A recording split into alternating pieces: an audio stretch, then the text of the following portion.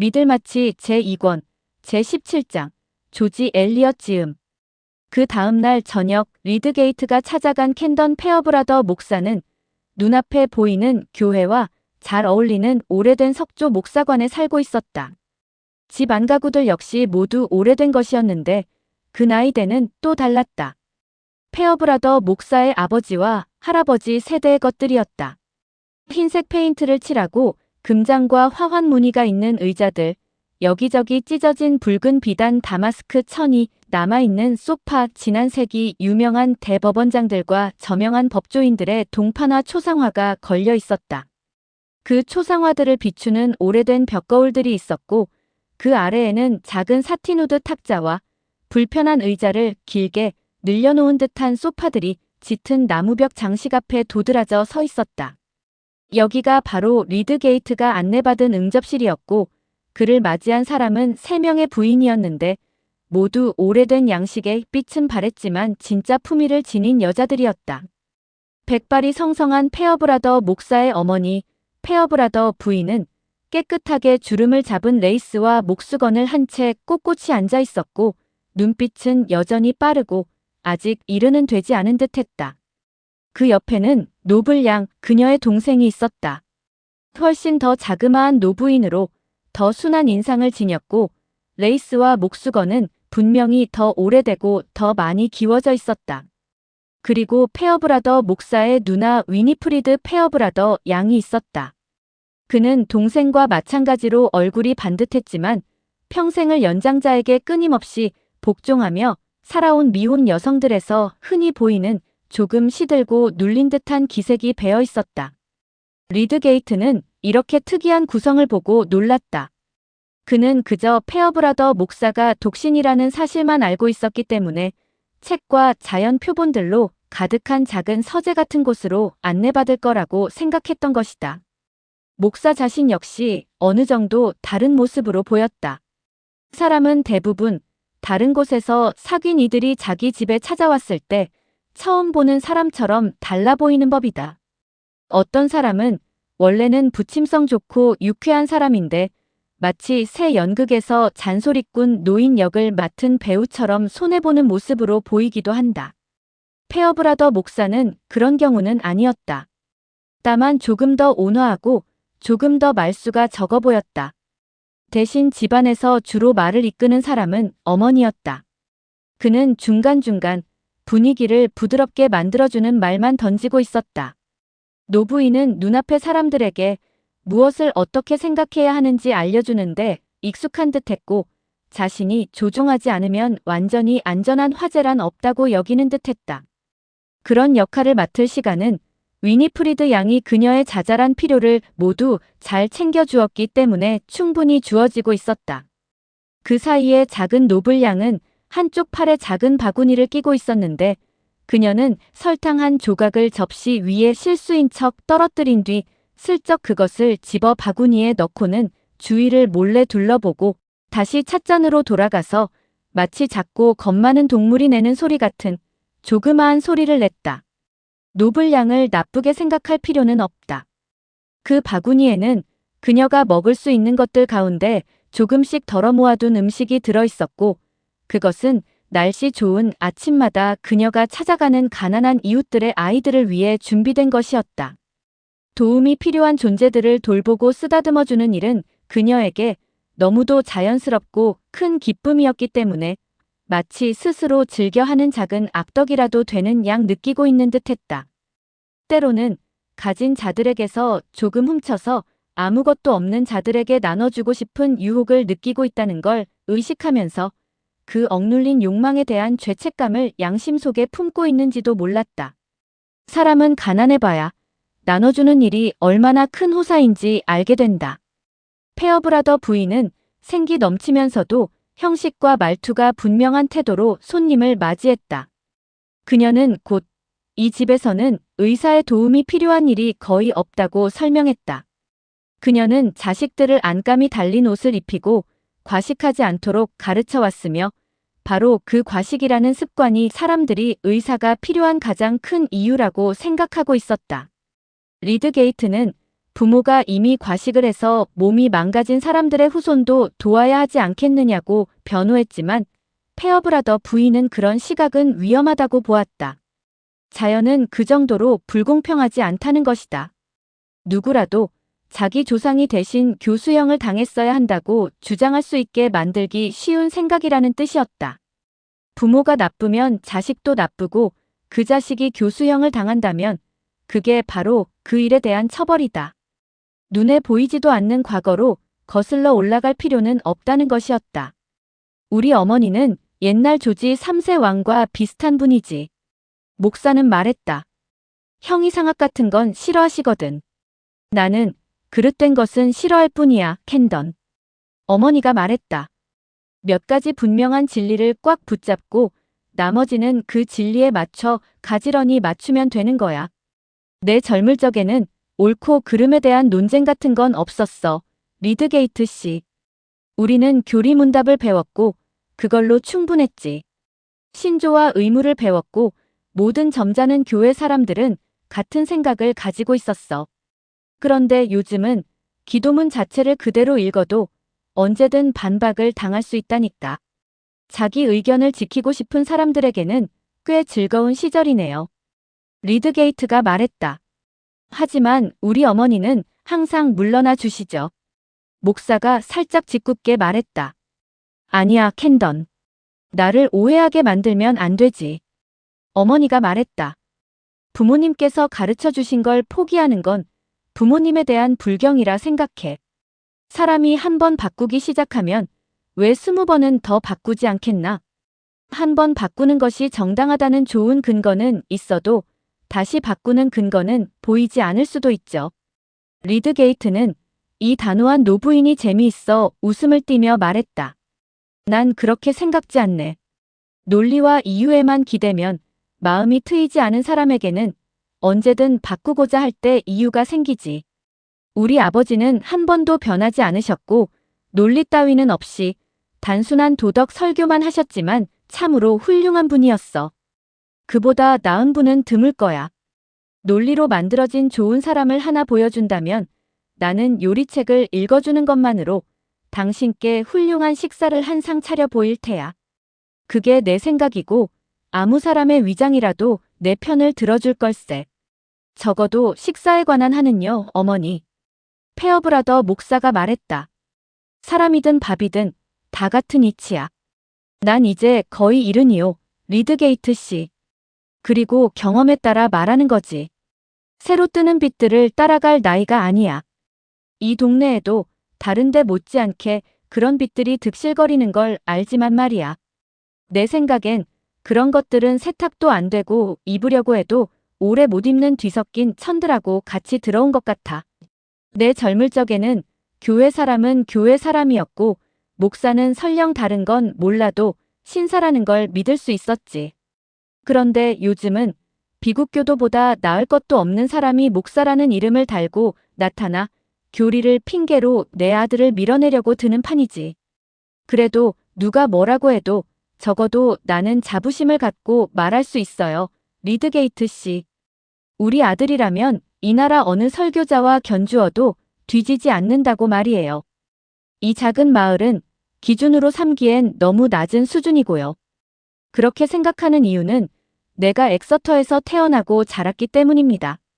어머니가 자식을 편애할 리가 있나요? 페어브라더 목사가 웃으며 말했다.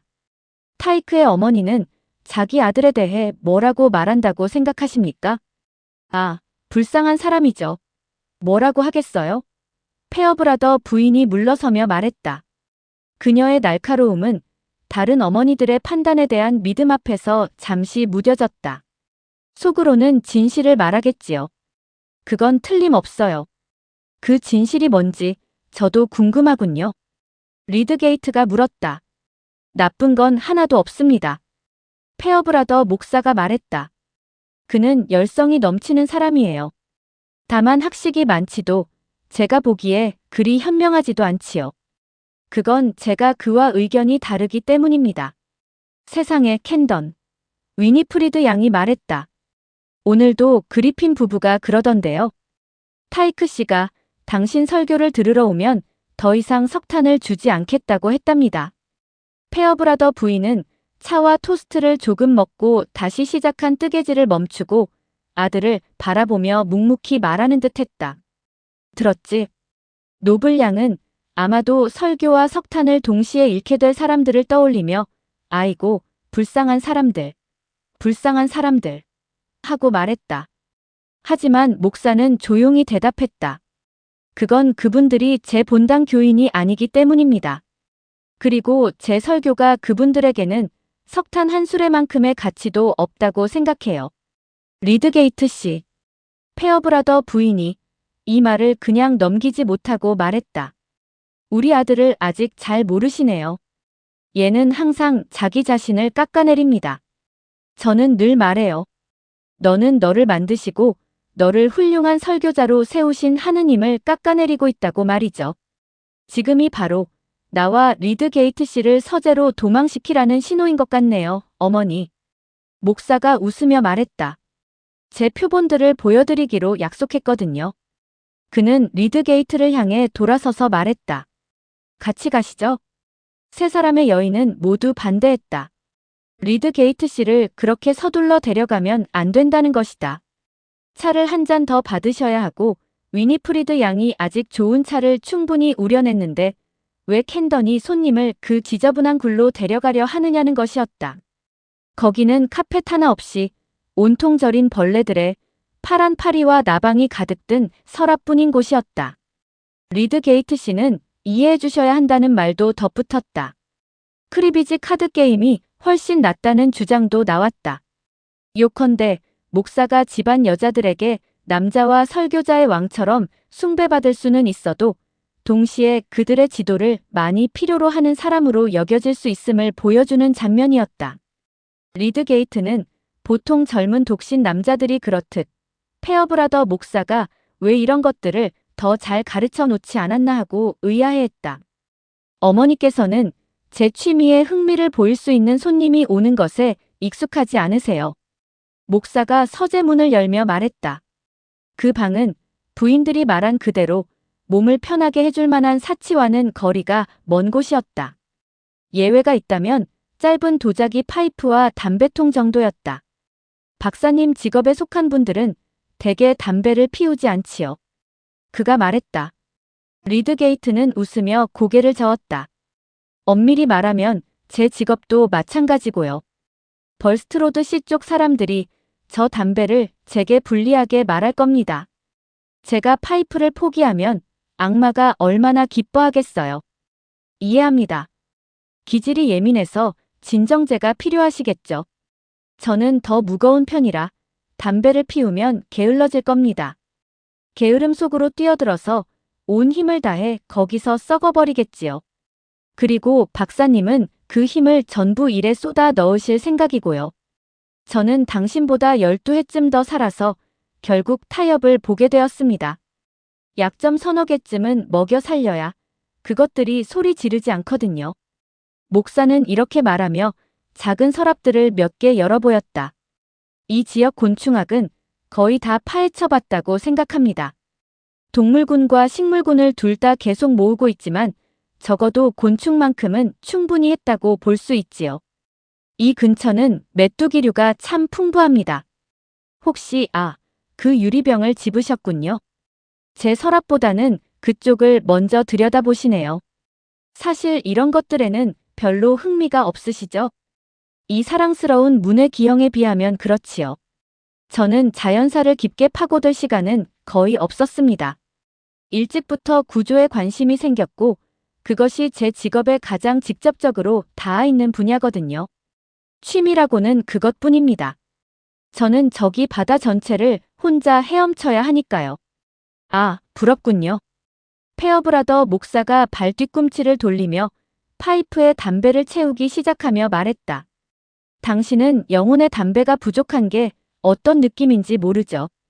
오래된 본문들을 이리저리 고치는 서툰 개정이라든가 양배추 진딧물의 변종에 대한 자잘한 정보들, 필로미크론이라는 잘 알려진 필명을 달고 트와들러즈 매거진 같은 데 실리는 글들 또는 모세오경에 나오는 곤충들의 곤충학에 관한 학문적인 논문 말입니다. 그 논문에는 본문에 언급되지는 않았지만 광야를 건너는 동안 이스라엘 사람들이 아마도 만났을 곤충들까지 다 포함되어 있고 솔로몬이 잠언에서 말한 개미에 대한 단편도 덧붙여져 있죠.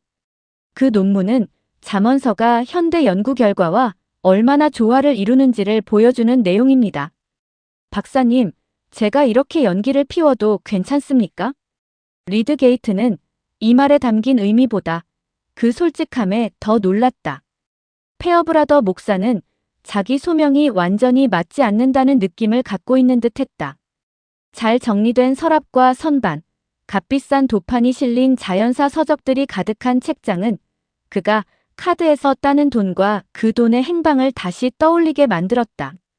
하지만 리드 게이트는 이제는 페어브라더 목사가 하는 모든 일에 대해 가능한 한 가장 좋은 해석이 진실이기를 바라는 마음이 커지고 있었다. 목사의 솔직함은 다른 사람들의 판단을 미리 막아보려는 불편한 양심에서 나오는 불쾌한 종류의 솔직함이 아니라 가능한 한 꾸밈 없이 말하고 싶어 하는 마음에서 나오는 안도처럼 보였다. 그 역시 자신의 말을 이렇게 솔직하게 하는 것이 아직은 이른 듯 보일 수 있다는 걸 의식하고 있는 것 같았다. 그는 곧 이렇게 덧붙였다. 제가 박사님보다 유리한 점이 하나 있다는 말을 아직 안 했군요. 리드게이트 씨. 저는 박사님이 저를 아는 것보다 더 잘 압니다. 파리에서 한동안 같은 집을 쓰던 트롤리 기억하시죠? 저는 그의 편지 친구였고 그는 박사님 이야기들을 제게 꽤 많이 들려주었습니다. 박사님이 처음 이곳에 오셨을 때는 같은 사람인지 확신이 서지 않았습니다. 나중에 같은 사람이라는 걸 알고 무척 반가웠지요. 다만 박사님이 저에 대해 그런 사전 정보는 없다는 걸 잊진 않고 있습니다. 리드 게이트는 그 말 속에 담긴 섬세한 배려를 어렴풋이 느꼈지만 충분히 이해하지는 못했다. 그런데 트롤리는 어떻게 지냅니까? 그가 물었다. 완전히 소식이 끊겼어요. 그는 프랑스의 사회주의 이론에 열광했고 어쩌면 북미 숲으로 들어가 피타고라스식 공동체를 세우겠다고 떠들곤 했죠.